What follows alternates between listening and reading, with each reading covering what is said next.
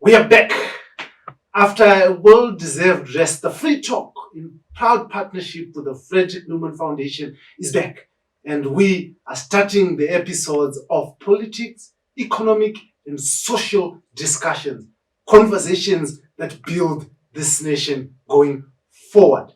Now, on this, the Free Talk, this first episode in 2024, I'll be hosting Senator Douglas Togarase Mwonzora.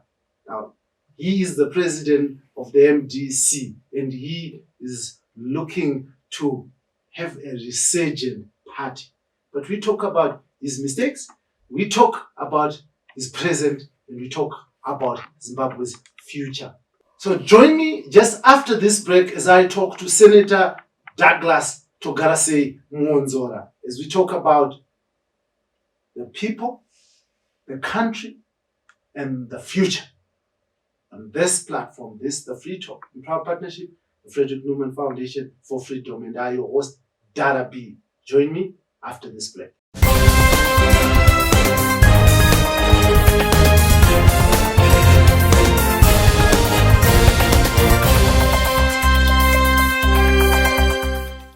Welcome, Senator Mwonzora, and thank you very much for joining me on this, the Free Talk, in proud partnership with the Frederick Newman Foundation for Freedom.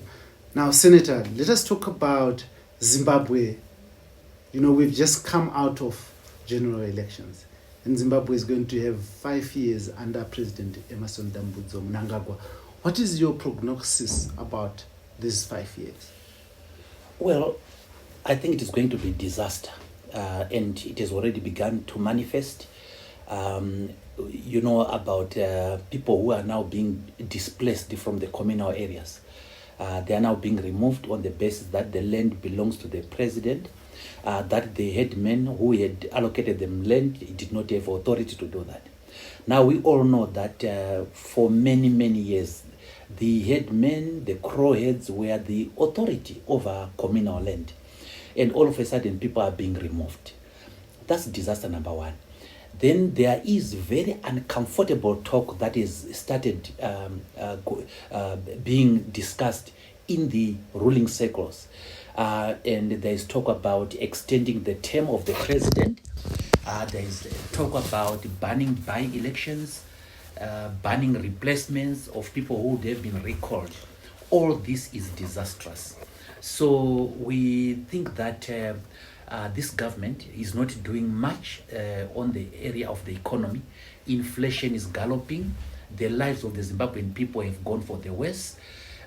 Over 500,000, if I'm not mistaken, school children are not in school because their parents cannot afford. So when it comes to service delivery, this government has done very, very badly, is doing very, very badly. The situation in the hospitals is bad. Corruption continues unabated, and this is corruption in higher circles. So I do not have much reason for optimism over the coming 5 years. So some believe that all this the ruling party or the ruling government is doing is happening because we don't have an opposition that is strong enough to keep the government in check. Well, first of all, if you look at the opposition in parliament, because there are two sets of opposition. There's opposition in parliament, there's opposition outside parliament. Opposition within parliament has not done much, maybe because of what was happening within the Triple C. But we did see disaster when Professor Mutuli Ncube, the Minister of Finance, brought his budget. One of the worst budgets that have ever been produced in Zimbabwe. It introduces over-taxation of Zimbabwean people, including taxation of people who are selling their livestock in the rural areas. And what the opposition must have done within the parliament was to fight against that budget, and even try to make sure that the budget was not passed. Or if they failed to make sure that the budget was not passed, to at least make sure that they got some concession from the minister. That didn't happen. We haven't seen much of opposition within parliament right now. But as I said, maybe it's understandable on the basis that quite a lot of drama was happening within the ranks of the opposition itself. Regarding the opposition that is outside parliament, and I'll speak for the MDC, we are trying to organize ourselves, and only last week we had this strategic planning meeting in Harare, and we are continuing with others. The aim is to make sure that we keep the government on its toes. We have made a decision as the MDC that although we are not in parliament, we are going to appoint a shadow cabinet. So next week I'll be announcing a shadow cabinet, so that we have shadow ministers who are men marking or woman marking the people who are in government. We want to oppose government on the basis of policy.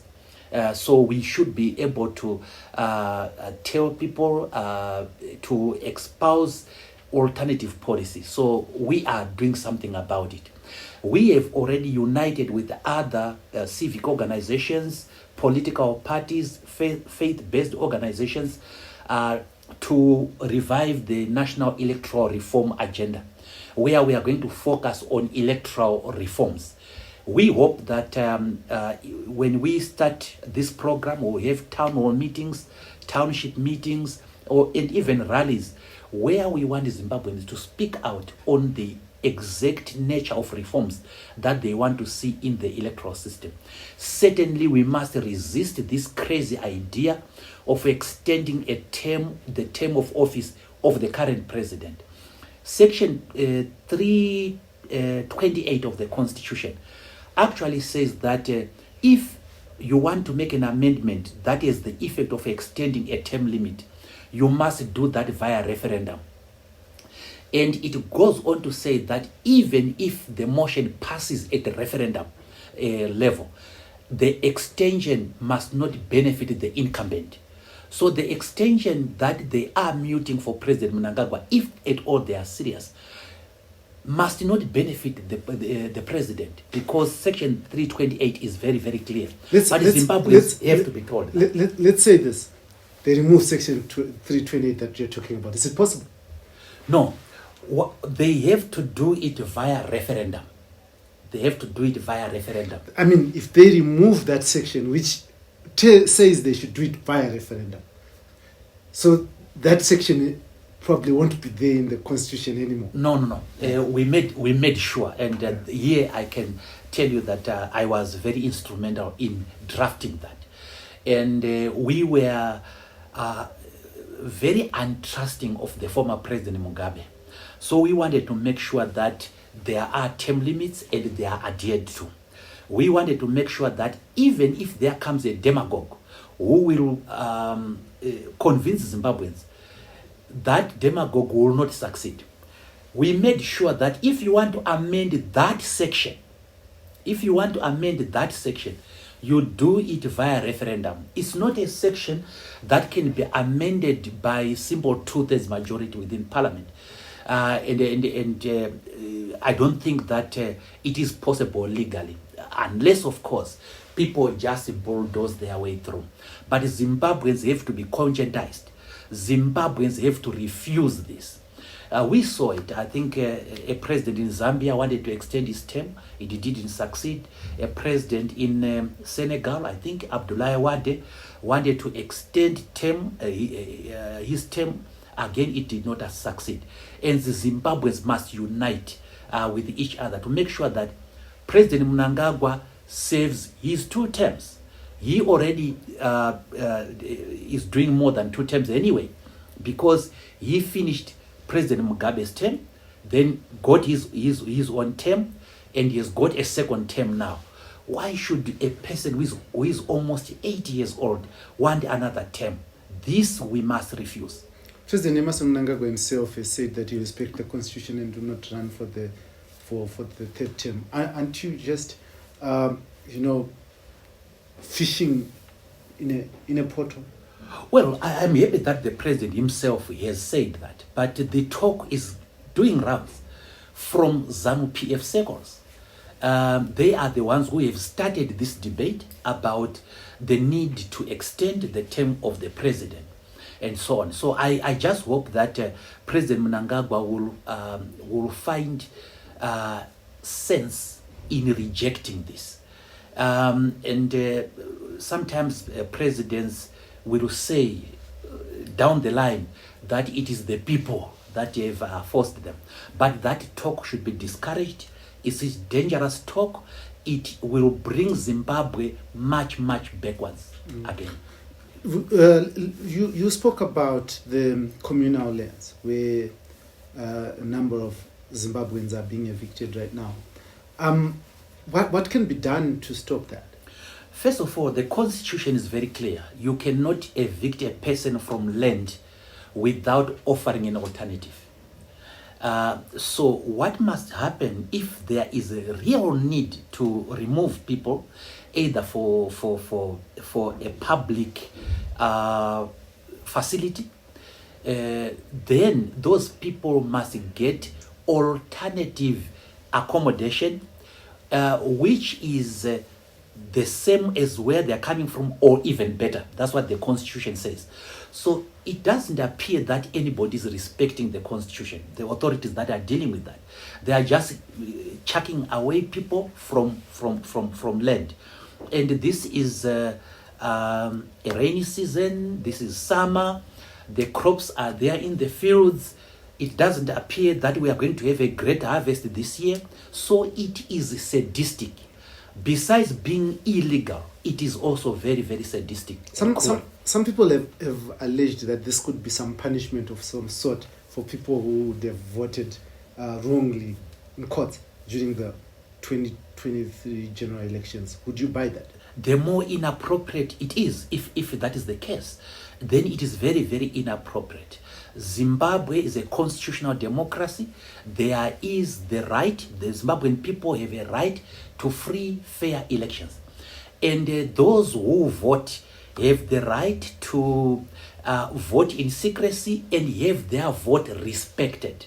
No one must be punished on the basis that they have exercised a constitutionally fundamental right. But we've seen that happening in Zimbabwe. That is very wrong. Yes, I've seen it happening.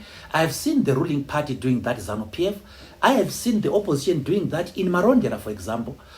They removed 72 workers from the municipality of Marondera on the 16th of January this year. And on the 16th of January this year again, they employed 76 people. And the allegations are that they were being punished for not having supported the politicians. This is wrong precedent. That's where NERA comes in to say, if we have devoted ourselves to democracy, that is, Zimbabwe is a democracy, we must accept and respect the exercise of free choice by people. And people must not be punished because they have exercised the right to choose. This is not new, by the way, in Zimbabwe. We know that some time ago, the Urbanites voted overwhelmingly for the MDC. And immediately after the election, we had Operation Mramba Tsvina, which was designated to decimate the support of the MDC. And if this is the motivation that the government has, it has to think again. This is totally wrong. This is unacceptable, and every Zimbabwean must speak against it. Let's just look at the law, Senator Mwonzora, the Communal Lands Act. I said in chambers in the Constitutional Court where Honorable BT was arguing that this law is archaic and should be removed because land should not be deposited in the ownership of the president. What do you think about that? Well, hitherto, that issue did not arise because it was not abused. Now it is now being abused, and the more we look at it, the more we see that the president's powers regarding land have to be limited now, because I think everybody thought that the president, having been given power to hold land in trust, is going to exercise that right judiciously and fairly. That is not the case right now. So yes, the law must be repealed, but also the practice must be respected. There was practice that people will not be removed from communal land unnecessarily, and that practice had been exercised ever since. And that practice, having been exercised for a long time, becomes part of law, and it must be respected. But right now, I agree with BT there that the law is archaic, it is unfair, it is unjust, and the people who are targeted, who tend to populate the communal land, tend to be people who will not have the means to enforce their rights, to fight back in courts of law. They cannot mobilize lawyers, for example, because legal fees are prohibitive. You spoke about kids or parents who are failing to meet school fees and send their children to school. Now, what is the root cause or the crux of this failure by parents to meet these obligations? There is grinding poverty in Zimbabwe, blessed. People are out of employment. Inflation is galloping. There is no equal opportunity, equal access. Ntuli says that they're ticking all the boxes and we are on the mend. The economy is working. I mean, that's yes, I had the privilege of talking to Professor Mtuli Ngcobe, and he is such an optimist. And he's such a mechanical person who says that he measures economic performance maybe by the rise in GDP, rise in this and that and that. That's not the issue when it comes to Zimbabwe. When it comes to real macroeconomics, you look at the issues of the distribution of the national cake. You look at issues of equality. Sometimes you can have a country whose GDP is rising, but there is grinding poverty. It's because there is no equality. So Zimbabwe is now a country of two nations. The extremely rich and the extremely poor. The middle class is shrinking. That class that you and me used to belong to, we are sliding to the lower ranks of that class. The middle class is shrinking. So if it was a diagram, it would be big at the top and then very, very, very narrow in the middle and big at the bottom. That is what Zimbabwe is like. So the things that Professor Mtuli ticks do not make sense to the common man. They have been talking about a growing economy, and yet we have seen evidence of growing poverty. The Zimbabweans are even more impoverished than before. It is because of the problem of the distribution of the national cake. It is because of the problems of inequality. Are you teaching a professor of economics right now? Well, sometimes, yes, you can. When his economics is bad, I have a fair understanding of economics. If you simply behave like a mechanical person, ticking the boxes without looking at issues like equality, distribution, then you can have people who are enjoying extremely in the country and people who are not enjoying anything in the country. And in the case of Zimbabwe, there has been mass impoverishment of the people of Zimbabwe. Yes, those at the top are enjoying everything. They have access to the mines. They have access to prime agricultural land. They have access to opportunity, and they have access to government resources. Government is not funding education in Zimbabwe. Government schools are run by parents. Now you're saying parents are failing to pay fees. What is this doing to the institution of education in this country? First of all, the MDC was very, very clear in its manifesto in 2023. Fortunately, we could not implement it. And one of the things that we called for is free education, at least for people from grade 1 to Form 4, to ensure a basic minimum empowerment intellectually of every child. Now, what this is doing to Zimbabwe is that it is perpetuating inequality.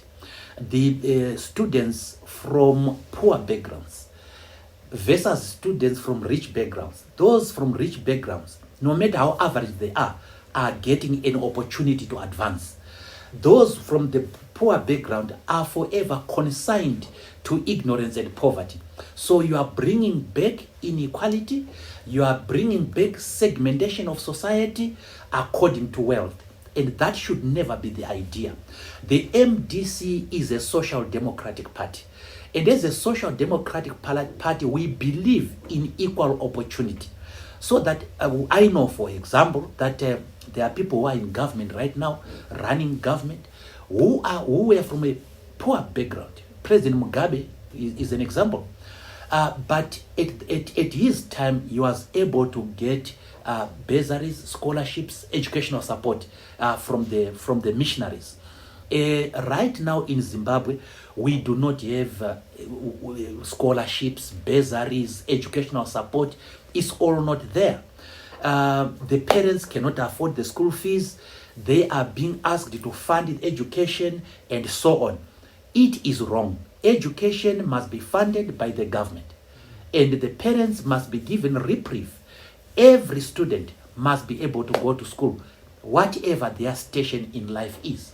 You talk about grinding poverty, and you talk about a government that should be able to fund education. Where do they get money to fund that education if the economy is not ticking?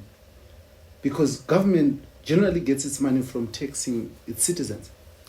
Blessed Zimbabwe has a lot of money. The problem in Zimbabwe is not lack of money.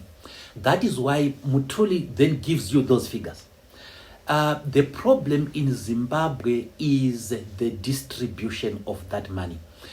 It is the prioritization of that money. Now, we have seen a lot of gold, which is being purified through regular ports of entry under the guise of sanction busting. We have had a lot of corruption. I think one of the deputy ministers is in prison right now. They were getting oil or petrol, diesel into the country without following the proper procedures. So the problem, if you look at how rich Zimbabwe is, we have gold, diamond, platinum, liquid natural gas now. We have gas in Lupane. We are rich in flora and fauna, and we have good climate here, and we have good soils. What is our problem? The problem is management of the economy. The problem is a government that thinks of itself and not the people it must service. So we must move from the style of government where people enjoy themselves because they are in authority and forget the people who put them in authority in the first place. You will see, typically when we have elections, the poor people are feted with beer, with meat, food, etc. ZANU-PF, for example, in this election, spent quite a lot. I think per rally, per person, they were spending close to $10 per person. And people were flocking to their rallies to eat. But immediately after the elections, the people are forgotten. And this is wrong. Is this not the operators modus of all politicians and political parties? It doesn't make it right, blessed. It doesn't make it right. So why are you doing it? We never did it. You said we you never agreed. No. All politicians Well, agreed. you were generalizing. Yes. You were generalizing, and I was answering generally. And I'm saying that whether the opposition is doing it as well does not make it right. What we must do to our people, we must be fair to our people. We must also remember that our people have lives after the elections, after putting us in power. But the political parties, especially the ruling party, is interested in the people run up to the election. And after the election, they don't care about the school fees for the children of those people, the health of those people. And God knows what is going to happen this year, given that the harvest is not going to be good because of the weather phenomenon. You are going to see, and we can predict this with certainty, you are going to see politicization of food aid. Some people being denied food, some people being given. It's a kind of black apartheid that these people are instituting in our country.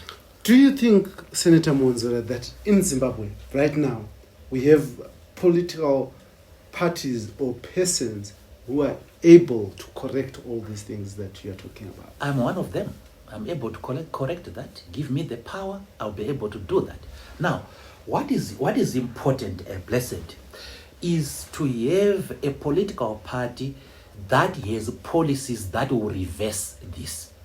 And we are fortified in believing that the best ideology to reverse what is happening in Zimbabwe is social democracy, where you have certain values that you stand for: freedom, justice, equality, solidarity, the respect for the rule of law, constitutionalism, and inclusivity. As long as you have a government that tolerates exclusivity, you will see inequality.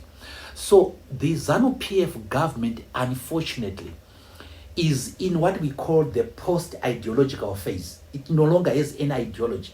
It started as socialist, then after ASAP it became something else until they have stopped talking about their ideology. We need a government with an ideology, and I dare say social democratic ideology. And that government is the MDC. Someone would argue that the MDC cannot be that government because you walked into Harvest House when it was a citadel of power. But now no power sits in Harvest House. You lost all of it because you are a failed manager. Well, that's not correct. The deterioration of the MDC did not start when I took over the leadership. It started well before, and it started at the death of Morgan Tsvangirai, and some people came, they emasculated the constitution, and all these things that you see became consequences. As a result of that, the party split, and where the party splits at that magnitude, you can expect these things to happen. And so people are looking at the consequences of what happened before and ascribing it to me. But there would never have been a president who would have held it together the way I did. But you can't say that. You came in when there was a president who put members of the MDC in parliament. There was a president. That president certainly had a secretary general. And that secretary general was myself. So you are being let down by a secretary general? No, that's not correct. That's not what I'm saying. What I'm saying is that do not put credit to one person where things went okay. But that is now what under the bridge. But is it not the that role is of what under the bridge now? Is it not the role of presidents right of political now, parties, right Senator Mwonzora? Is it not right the role now, of presidents of political parties or even countries to take credit and blame when institution falls? Is it not the right now the MDC has not fallen. Right now, the MDC is the most stable political entity on the land. Without power. And only power is coming. And only 2-3 days ago, the MDC had a fantastic strategic planning meeting in Harare. Very, very good numbers. People are motivated. It has a plan. It is rolling out that plan now. Now, if you want to judge an organization by the downs, to say why is it down and so on, you must remember that all the professors you see at one point in time suffered a jolt in their lives. All the business people you see at one point in time, they went broke. Trump in America at one point in time went broke. So these downs do happen in life. What is important is for the leadership to resuscitate the party, which is exactly what I'm doing through what we call the 3R strategy, the reset, restart, and recover all. And it is beginning to bear fruit. I saw today, I think I tweeted yesterday and today, people debating whether the crowds that I showed were from the MDC I was leading. But these crowds were singing my name. People can't just believe it. Can't just believe that the MDC that they had written off is resuscitating. It is coming. Has the MDC been written off, or it has written itself off? Because from 1999 to date, from 1999, if we look at the history of the MDC, it has not failed to lead Harare as the government of Harare, of all the major towns. Even when it performed at its worst, it had always had councillors and mayors. Even when it performed at its worst, it always had MPs at its worst. At this point in time, it does not even have a proportional representation of an MP. Is that being written off, or you wrote yourself? Well, off? first of all, the aim of the MDC is not to have councillors, MPs, and senators. What is the it? aim of the MDC is to take over governmental power. How do you do that through without peaceful, councillors? democratic, and constitutional means, govern differently and change the lives of the Zimbabwean people for the better. Now, Blessed, you are talking about the fortunes of the MDC, especially after the 2023 elections, if I get you right. Now, you must be fair to the MDC. The MDC principally withdrew from this election. The MDC had 87 of its members disqualified.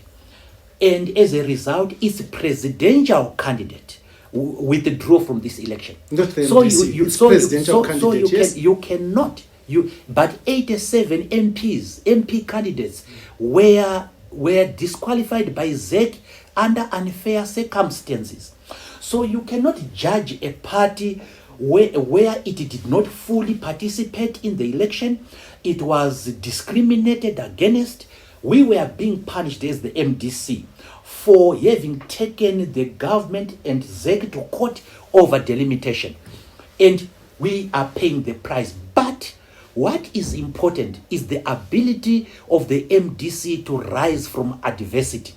And rise from adversity, it is doing. And come 2028, Blessed, this is not going to be the same party that we have seen now. What if you are punished again in 2028? Well, first of all, we will cross the bridge when we come to it. But it is our aim that we must remove those things that get us punished. For example, that is why we are advocating for electoral reforms under NERA, so that these reforms are discussed, talked about and implemented, so that we don't have to have a situation where we go to election without reform. Senator, this delimitation, we would have discussed it and resolved it via dialogue. The issue, Senator, you were the leader of the opposition in Parliament. You failed to bring electoral reforms, whilst you had parliamentary privileges and power. Now you have nothing. How do you think that it's even possible? Well, electoral reforms don't come from Parliament per se, Blessed. When I was leader of the opposition in Parliament, the Parliament ratios were skewed in favor of ZANU-PF. It had a majority, a two-thirds majority for that matter. But you must also remember what we did. In 2016, we, after forming NERA, We brought in biometric voter registration system. We negotiated that. We we also took part in the procurement of the biometric voter registration kits. We were involved in polling station mapping, and that is why there was no much argument about polling stations in 2018. So we have done good things before.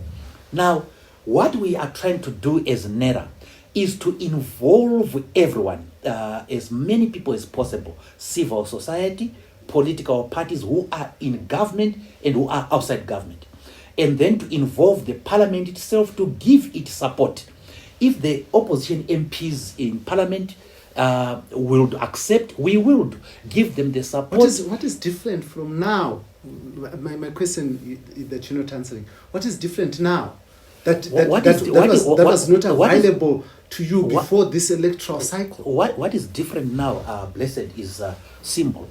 The issue that NERA is bringing is the issue of inclusivity.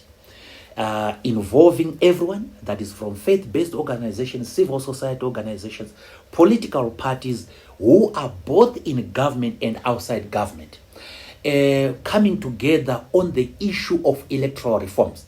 What is also different now is that previously people talked of electoral reforms when they are almost in proximity to the election. This is now different. We are talking of electoral reforms even as we have 4 years to go to the other election. So what will then happen is that we will have the reforms and you have time to implement those reforms. I believe that we are wiser. I believe that we are more experienced. I believe that we can be we can make changes now. Do you think the ruling party, with 2/3 majority right now, is willing and would be willing to have this discussion and to cede these powers that apparently allow them to remain in power? In other words, Blessed, what you are saying is, will ZANU-PF reform itself out of power? Because that has been the argument. Now, the aim of electoral reforms is not to remove anybody from power. Neither is it to install anybody into power. The issue of electoral reforms makes sense to both the ruling party and the opposition. But if they think they cannot win a free and fair election, it wouldn't make sense to them, would it? I think there is more to the ruling party than the numbers at elections, Blessed. Before you came in, I wanted to explain to you why it is worth the while of the ruling party to accept electoral reforms. You will no doubt know that there is this ZIDERA, and one of the conditionalities put by ZIDERA justifying the sanctions is that you must have free, fair, and credible elections. And if you look at the reports of the various observer missions, you will also see the suggestions that they have made to improve our electoral system. So Zimbabwe's international isolation is linked inextricably, is linked to freeness and fairness of elections.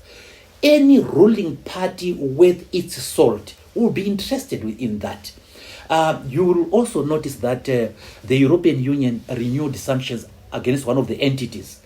And one of the reasons it is giving is that your electoral system is bad. The Commonwealth, we have applied as Zimbabwe to join the Commonwealth.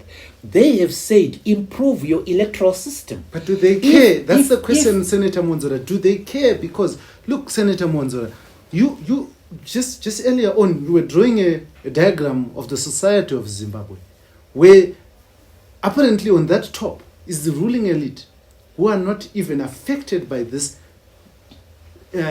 poverty that you're talking about. Do they really, really care, in your view, that they'll go to that extent to lose power by putting electoral reforms so that we can just get international electoral engagement? reforms don't make people lose power, Blessed. That's the point I'm trying to make. So why is the resistance? I do not know, but the electoral reforms do not remove anybody from power. It is sensible for this government of ZANU-PF, if it wants to be a government.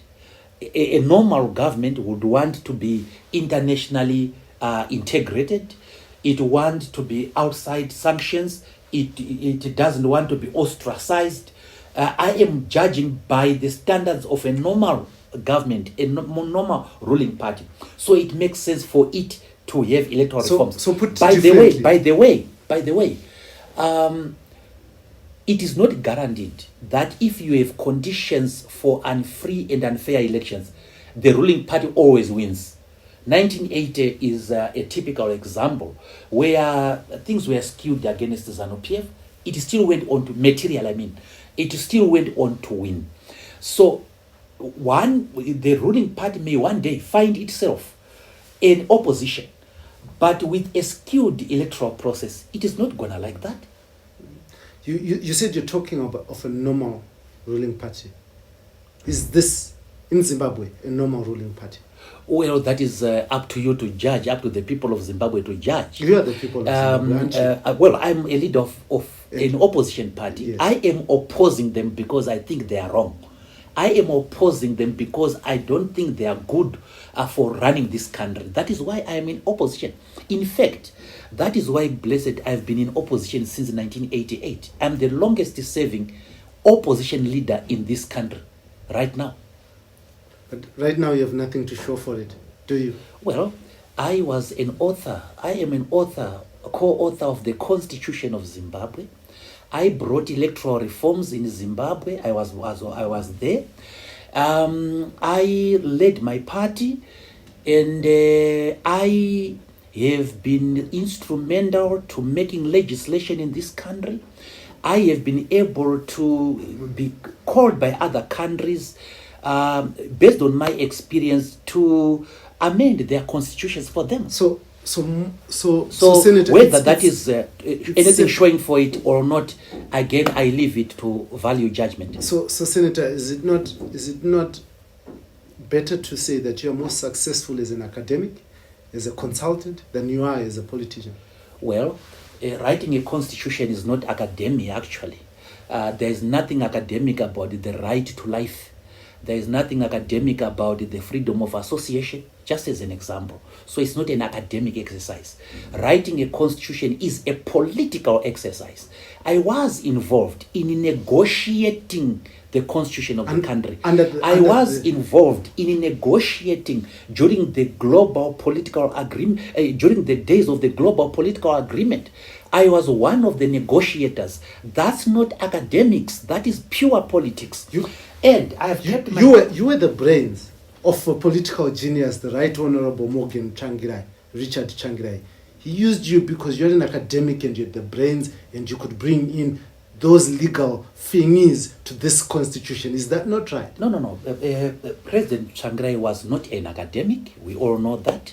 The decisions that we made were political decisions. For example, one of the decisions that we made was that after the rebellion in Mandela, Tendai Biti and Company, we made a decision to remove them from parliament.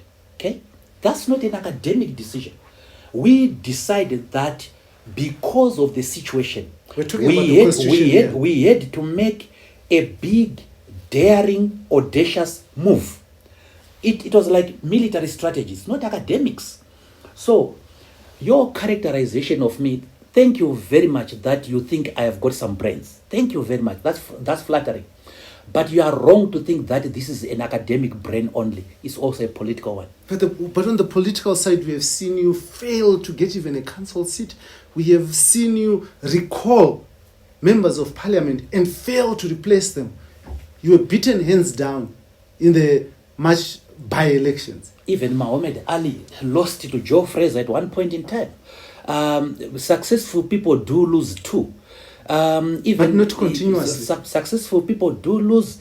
There was no continuously that you are talking about. But let me go to what you have just said. The political game is not decided by works in progress. It is decided by the end product. And right now, I am in the middle of my political journey. Yes, at one point in time I rose. At one point in time I fell. Now I have risen. You cannot say that I am not going to be president in 2028. You can't say that. You sat down with me, Senator Mwonzora, and told me you're going to be president in 2023. In fact, you told me you were going to invite me for lunch. Yes, I did. At State House. Yes, and I now did. this is 2024. I have not seen my invitation for lunch. Yes, because, blessed, what happened thereafter was not foreseeable. We did not foresee that if we challenged the delimitation report, we will be punished to such an extent that 87 of our MPs will be refused entry into the race. We did not foresee, when I was talking to you, that I will be forced to withdraw from the race. So you are judging me by a race that I did not enter into. I am going to be a presidential candidate in 2028. Don't judge us out yet. Don't write our political epitaph yet. We are in a political journey. There are different types of politicians. Some start galloping, and they shoot to the zenith only to crumble in a very spectacular manner. You have seen some politicians are like that. Some politicians are gradual about it. Some politicians go through an undulating process. I don't know which path is mine, or I will leave it to you to decide which path is mine. But based on the by-elections of 2022, based on the election that we didn't participate, it is too early, blessed, to write us off. Senator, there is something that is called continuity. You did not start building a political party from scratch. You inherited something that had been built that was a giant. And it's a giant no more.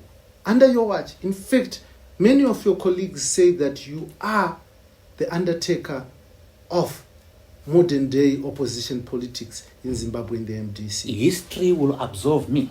And I'm saying we are right now in the middle of history. The race is being run.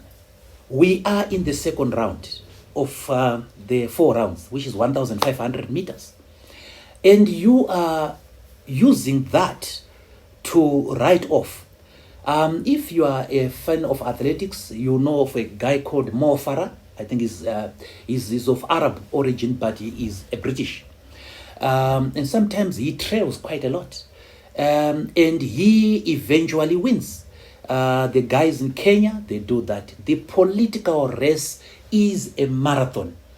Now, I know that my critics really wanted me to be gone, dead and gone.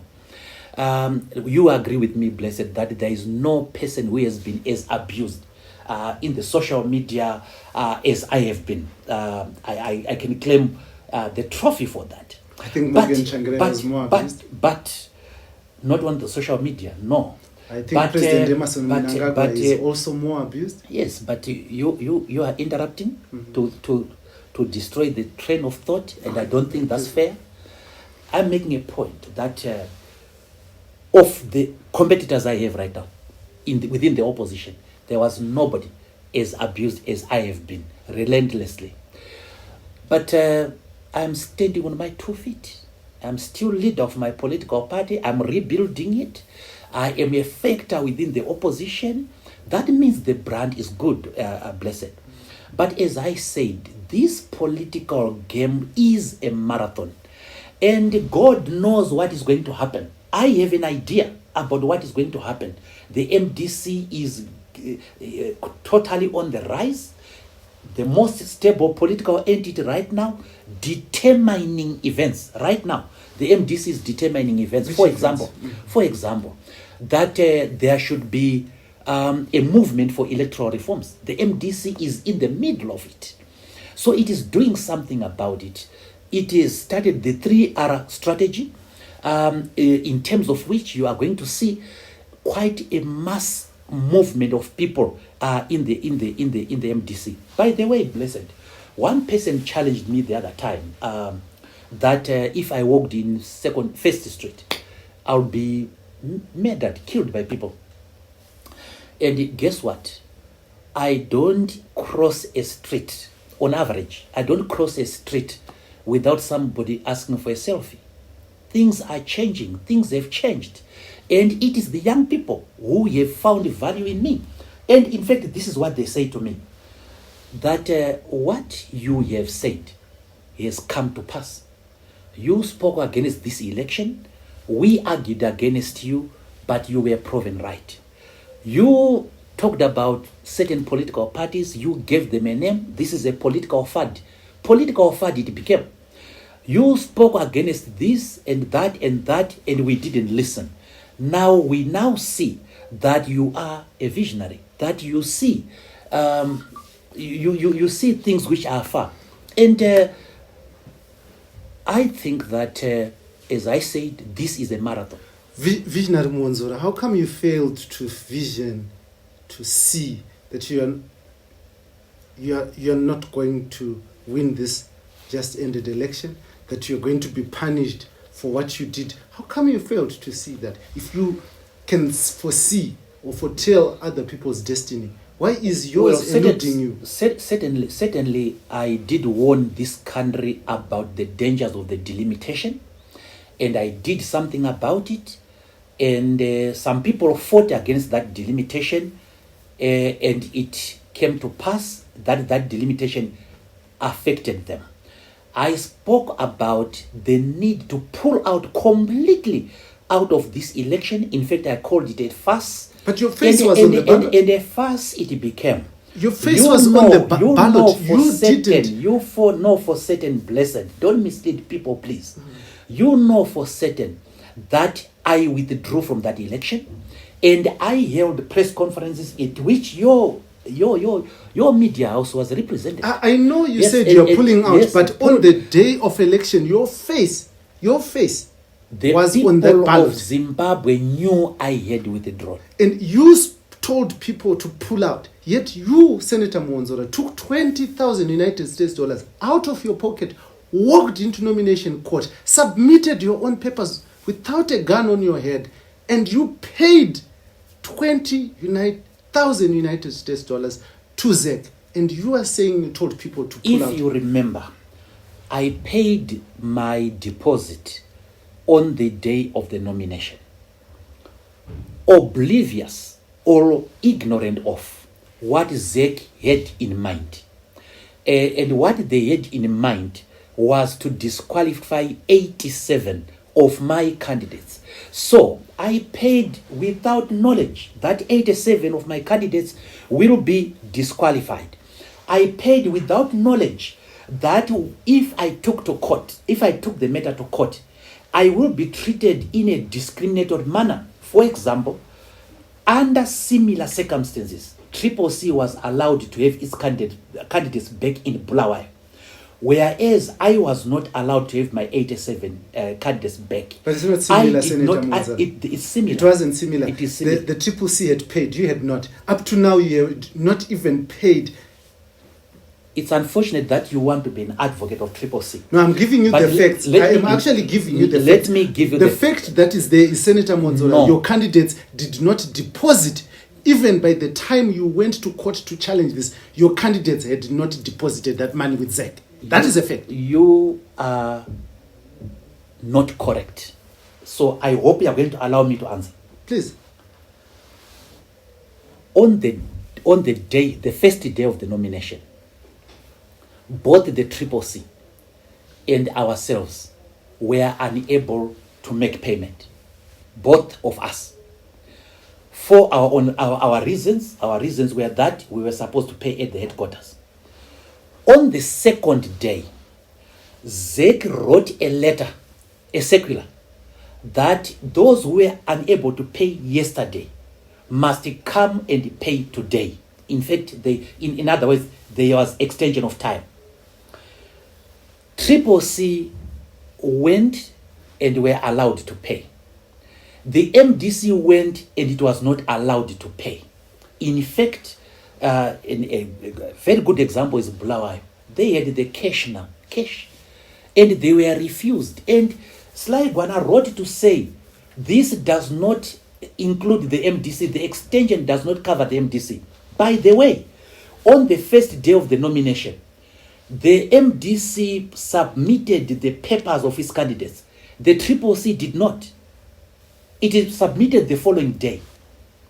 And now, if you can say, you can see the similarity of the circumstances, I don't understand. Senator, lawyer, you should deal with the factum probandum. You are not being factual here. The argument of the Triple C candidates that was presented, at least in court, which is there on record, was that they submitted their papers after the cut-off time. That was the argument. It was not about payment. And their argument was that they were in the nomination court at the time that they were supposed to submit their papers, and therefore they came on time. What their argument is, what was argued in court. What their argument Senator is. Mwonzora, can I finish? You can come through. What their argument is, and what is, are two different things, blessed. What is true is that both of us did not pay on the first day. And that was used to disqualify us. And the Triple C had even a worse case. And the worst case was that they didn't pay first day. Their papers were deemed not to have been submitted. So they didn't submit on the first day. They submitted on the second day. Now, the difference from what you are saying is that, oh, by the way, they had submitted in the first day. If that be the case, then the circumstances are exactly similar. They submitted and paid on that day. That's not true. And that is not true. Okay, I think we will spend the whole day arguing on issues that are of public record and before the court. True. But let us move on, Senator, to other issues. Senator, this issue around people of Zimbabwe being taken for a ride by political elites, both in the opposition and in the ruling party. Do you agree? Well, I've seen people of Zimbabwe being taken for a ride, for sure, yes, but never by me. The politicians who have taken the people of Zimbabwe for a ride are there for all to see, but not ourselves. And if these people have not been taken for a ride by you, why have they deserted you? Well, blessed, I do not know what you mean by that, but at any given time, within the political life of a person, they suffer disadvantages. Right now, yes, some people left the MDC and went to the Triple C. I hope you know that people are coming from the Triple C to the MDC. I also hope you know that some people who had left the MDC went to PDP, went to Mangoma's party. They are now back with the MDC. This movement of people from party to party is normal. It is not peculiar to the MDC. I am not a beleaguered leader, blessed. I am the most stable leader. I'm the leader of the most stable political entity right now. I have not run away from my party, by the way. I am still with my party. How do you define stable? Because anyone else can simply say I'm the leader of a most stable. For instance, Madam Valerio, Elizabeth Valerio can also say she's a leader of a stable party. No, I can explain that. Yeah.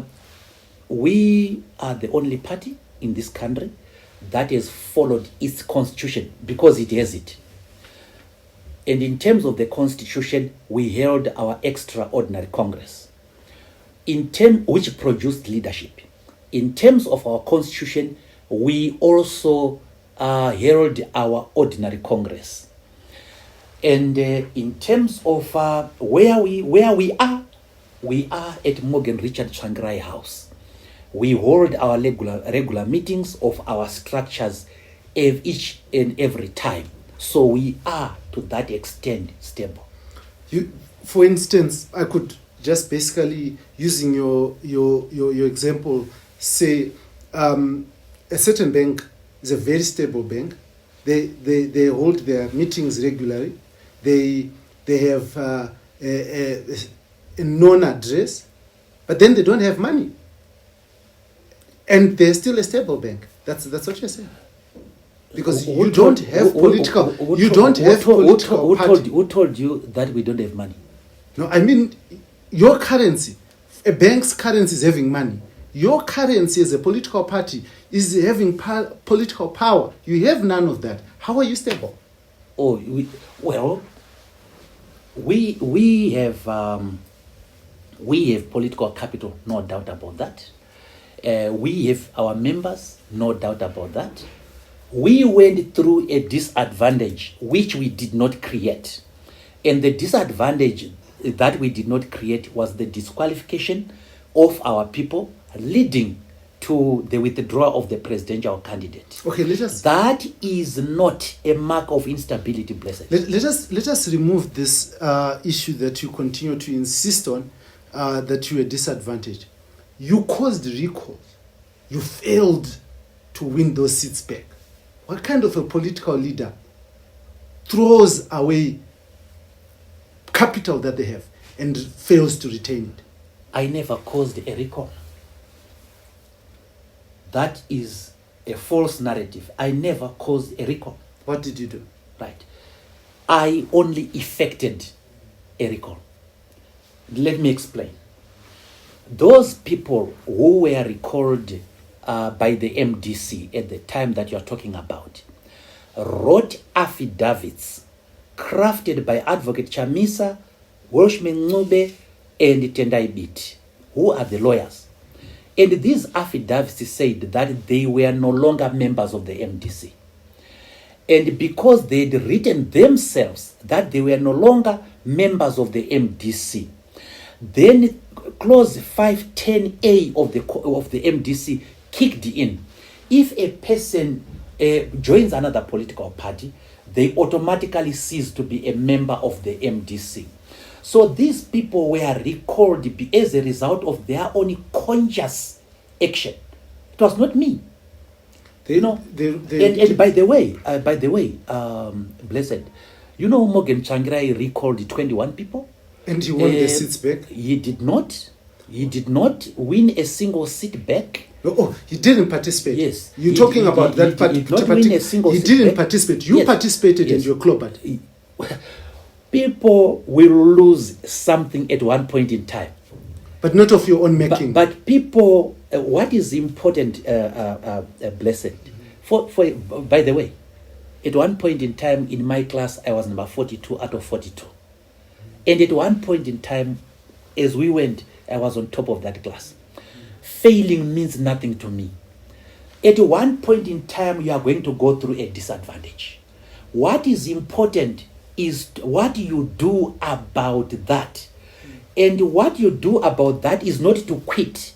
What you do about that is to make sure that you redress those things that caused you to be in adversity in the first place. Have you this is exactly what is happening, blessed. Mm-hmm. That is why our Harare province, on Saturday, had this wonderful meeting that everybody is saying cannot be meeting for the MDC. But Senator Mwonzora, you and me know that you've always been having wonderful internal meetings, even from the time you took over. You had a wonderful internal extraordinary meeting. There were hundreds of buses that were parked outside Rainbow Towers. You filled Rainbow Towers. You had a Congress.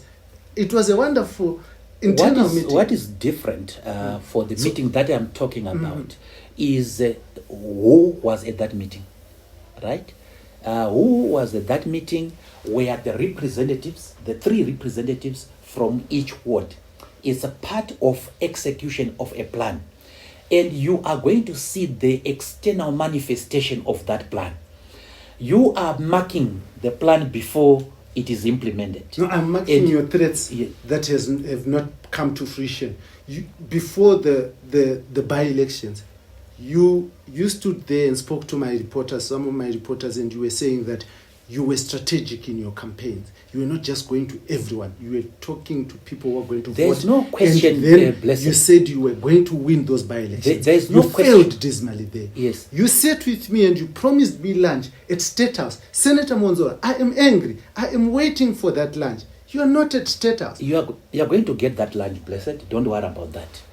But yes, Blessed, there was a by-election which we did not do well in. We got our strategy wrong. There was a presidential election that we were forced out of, and we were in a disadvantage. What is important is not to sit on your laurels as a political party or political leader. I am telling you that we are instituting those things that will make us move out of this disadvantage. And Saturday is the starting point. You are going to see us, I think next Saturday, I want you to watch the numbers in Gokwe. Thereafter, I want you to watch the numbers in Bulawayo. After that, I think, if I'm not mistaken, watch Masvingo and watch Manicaland. You are going to see an MDC which is completely different. And this year is the year of complete change of the MDC. It is certainly going to be on the rebound. And what is important for the MDC, what is fortunate for the MDC, is that it is a leader who does not give up. I have not given up, and I have gone back to the drawing board together with my team, and we have got our act right. Certainly, you are brave, Senator Mwonzora, but one of the major things that many people wrote you off on was your seemingly being in bed with ZANU-PF. Have you addressed that? Well, I've never been in bed with ZANU-PF in the first place. But there has always been a tag, and I'm sure in one of the interviews, you actually confirmed this, and at one of your press conferences also. I never said to you I was in bed with ZANU-PF. You confirmed that people had given you a tag that you're in bed with ZANU-PF. Oh, I see. That's what you mean. You know, when you fight with certain people politically, that is their weapon of choice. And it's stuck. So how have you unstuck it? That's a weapon of choice. I'll come to that, Blessed. But just taking you to history, Welshman Ngube had a disagreement with Changrai, went out of the MD, went with his group. He was labeled ZANU-PF, CIO, etc. Tendai BT left to form his PDP. He was labeled ZANU-PF and so on. Job Sikala, just fresh from prison, is being labeled ZANU-PF. It's not the label that defines you. It is what you do.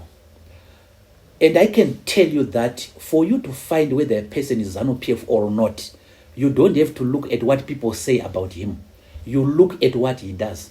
So, I fought against delimitation. Some people supported it together with ZANU-PF. I spoke against participation in this election. Some people stuck with participation together with ZANU-PF. I spoke against gifting ZANU-PF with a 2/3 majority.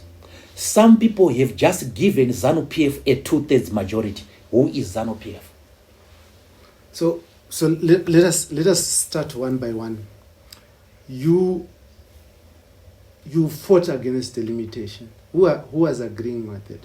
Because I seem to remember that even ZANU-PF itself in parliament was not happy with the limitation. I'm talking about court, Blessed. I'm talking about court when the CCC sent Jeremiah Bamu to argue against our case in the constitutional court. It's a matter of public record. Did he argue or he asked to be a friend of the court? What in order to do what? I don't know. Well, let me explain to you. Yeah.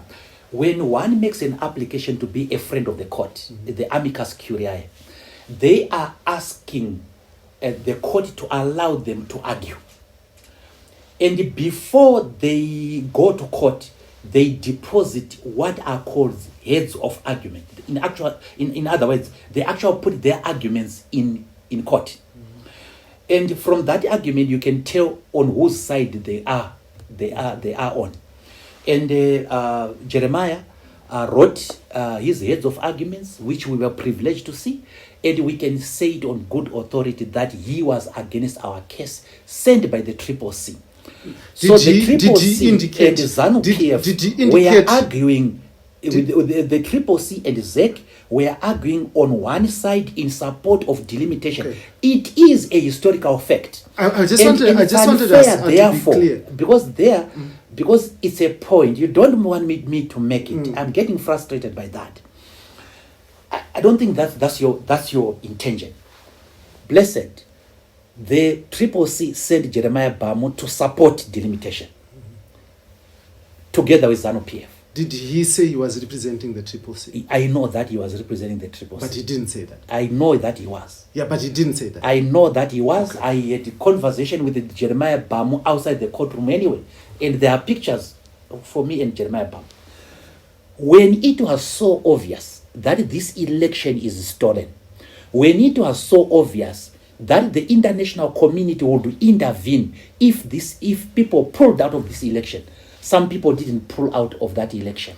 But when you say when some it people, was obvious, when you say some people, when Senator, it was obvious, Senator, let us be clear. When let us it be was clear, obvious, Senator. This is an interview. I have to test some of your when allegations. it was, if you're saying was, that some people did not pull out, when right? it was obvious, no, can you when answer it this? was obvious that something was wrong with this election, and that the only option was to challenge the election in the Constitutional Court. Some people didn't. When it was obvious that there will be no rerun called by SADC, some people lied that SADC was going to cause a rerun. So the point I'm making, Blessed, is that when you are looking at people aiding the regime, you look at their behavior. And I'm saying that behavior is suspicious. I want to bring you back to your point that when you said that people had to pull out of the election, but you walked into nomination court and paid 20,000. You didn't pull out.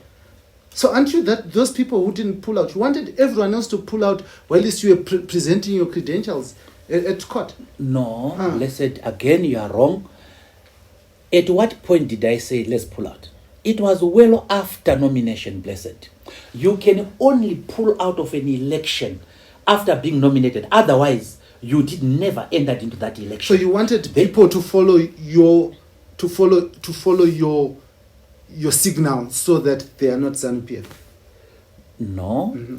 I wanted these people, if these people were not ZANU-PF, if they were really against ZANU-PF, they shouldn't have done something to legitimize ZANU-PF. They legitimized the ZANU-PF. But your face was there. You also legitimized it, didn't you? That's an old thing that you are keeping on putting. Listen, with all due respect to you, you are being wrong and you are interviewing me as if you are an activist. Please, just interview me in a fair manner. I have to challenge you. You I have to challenge me that question. Your assertions. You asked me that question. Yes, I have to challenge your assertions. Yes, you asked me that question. Yes. You asked me that question. I've answered it, but I'll answer it again. If you give me the chance. And the answer is, I pulled out of that election. The letter of me pulling out of that election is there. I did not only end there. I held a press conferences confirming my pulling out. I spoke at a rally confirming my pulling out. ZEC insisted on retaining my name. Why? Why did ZEC do that? It is because ZEC had printed the ballot papers earlier than is allowed by the law. And they should not have printed the ballot papers before the finalization of the Kasukuwere case. And I pulled out before the finalization of the Kasukuwere case.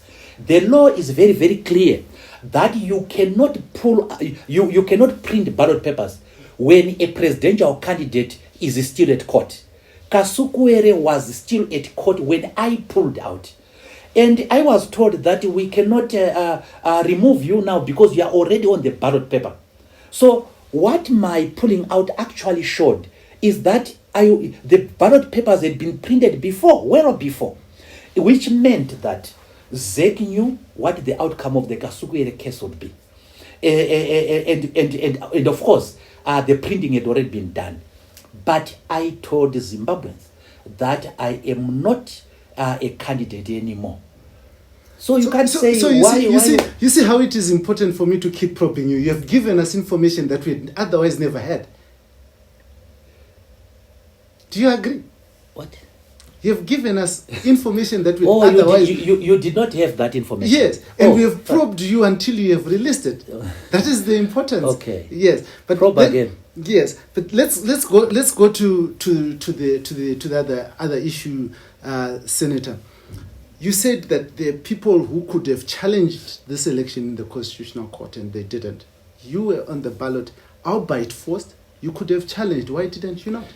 Because it would have been an oxymoron, blessed. I pulled out of the election. I announced it. I even said I was not interested in that election. I didn't participate in it. And therefore, I could not challenge it. Why? Because for you to challenge the election, you must have the material to use. You must have information, V11 forms, V23 forms. You must have knowledge about the counting from your polling agents. I no longer had that. I couldn't challenge. The person who could challenge this election was Advocate Chamisa. And he said that he was going to challenge. He changed his mind. And therefore, the election was then let to stand. So in your mind, right now, you're clear that Advocate Nelson Chamisa is aiding ZANU-PF? I said, by his actions, he aided ZANU-PF. Those actions helped ZANU-PF. And you also said he donated two-thirds. Or you didn't mention the name. I just want to clarify who aided ZANU-PF by donating two-thirds majority to it. I think he did. Blessed. He did it in a very passive manner. When the recalls were happening, he did not support the MPs. He did not even depose an affidavit that Chabangu was not a member of the Triple C and that Chabangu did not have authority. I would have done that. And therefore, I believe that there was method in the madness. I genuinely believe that. So, in your view, Nelson Chamisa is a victim of his own making? I never said that he was a victim. I never said that. But if you look at not protecting your MPs, not deposing an affidavit, that would have resolved this matter. Because they were fighting on who had authority. And the most undisputed leader in the opposition was their president in the Triple C. It was their president. Nobody would have questioned what Advocate Chamisa was within the Triple C. His affidavit would have been unfathomably important, blessed. And the absence of his affidavit was commented upon by Justice Mutevens. On the second case, despite the comment by Justice Mutevens, the Triple C did not correct itself, right? And the MPs were let to go as they were, and they lost their court case. Two court cases. They lost the right to represent their party, and so on. And as we can see, ZANU-PF has two-thirds majority. I want to thank you very much. The omissions and commissions speak it for themselves. I want to thank you very much for this insightful conversation, Senator Mwonzora. But before you go, the people of Zimbabwe would want to hear from you. What new things the resurgent MDC is offering in their leader, Senator Douglas Togarase Mwonzora? The people of Zimbabwe, we are back to where we were in the yesteryear. Our people are suffering. There's grinding poverty. There is unemployment. There are 500 school kids who are out of school right now. Our hospitals have been reduced to deathbeds. There is talk about extension of a presidential term limit to allow President Mnangagwa to go for a third term. This is coming from ZANU-PF people themselves. We should never allow that. Your party, the MDC, is taking its rightful place as the vanguard of the people. We want to take our party to its heights again once more. And for that reason, we have started the triple R strategy, where we are going to revive the party. We started with Harare, we will be going to Ngoni and throughout the country. Please be with us, and remember that your party stands for tolerance and rational disputation. Thank you. I want to thank you very much, Senator Mwonzora, for coming through and having this conversation with us. Now here, this is the platform. This is the platform where everyone has to be heard, where everyone will be heard. Now, Zimbabwe is going through some political movement. From whatever side of the political end you are, the polarization is just so much that ideas that are different are labeled and attacked with insults at times, with threats at times. This is not the Zimbabwe that we should build. We are a better people, and we can improve the quality of our engagements and discussions through listening to each other. And Free Talk, in proud partnership with the Frederick Newman Foundation for Freedom, and I, your host, Dhara B, provide just that platform. Everyone must be heard. Questions will be answered here on this, the Free Talk, on this hot seat. Thank you very much, Senator. Thank you. Wish you the best as you. you reset, re-strategize, and recover. Reset, restart, and recover all. Amazing. And the recover all is taken from the book of Samuel. Then David surely overtook and recovered all. You have your own verses. This is the Free Talk, and I, Dhara B. Until next time, join me here on HSTV.